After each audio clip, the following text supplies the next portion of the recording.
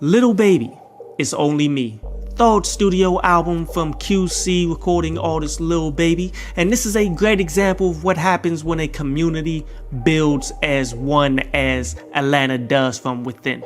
Like, I respect Lil Baby, I respect the work ethic and his brand, but music as we know it, it suffers because people were being recognized more for street fame and money than artistry and devotion to the craft. And I'm not saying that he's bad, I'm just saying that I've live streamed half of this album on YouTube and I played better music through all of the ads from unknown rappers. But there's a good selection of songs that I want to talk about here, like the perfect timing song. See, I love the melodic instruments, but it's like the drop and the transitions, they came off disjointed because I don't feel as though the transition into the next beat actually worked well. I don't think the quality was as good as the melodic part in the beginning. I love the fact that he's storytelling here, but this is where, you know, learning how to diversify your tone while rapping would come in handy. He needed to apply emphasis that this was different, a whole different vibe, instead of the same delivery that he's been doing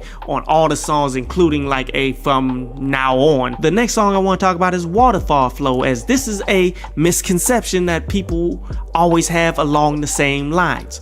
Like, okay, rapping on a different sounding beat because you got a different producer that's on something else at that moment doesn't automatically make your sound different. You're still, in a lot of cases, rapping the same exact way with the same delivery, the same cadence, the same way you spit bars, just on top of something different. And when it's sandwiched in there with a whole bunch of other songs of you rapping the same exact way, it still feels the same. But on to my favorite songs, like I like Top Priority. Like, that's definitely one of my favorite songs. I love just the balance of his style and that production the most. As I said, he's not a bad rapper.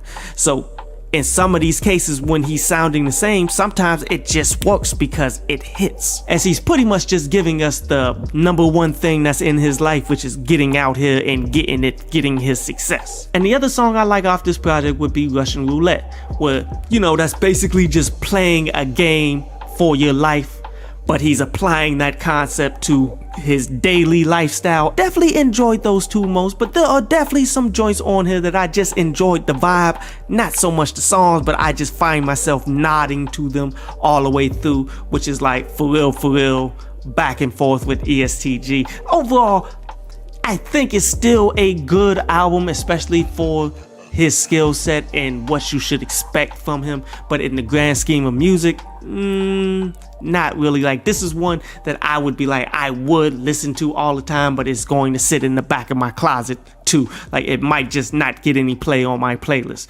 There's far better out there doing it, but you should still peep out some joints. 6 out of 10.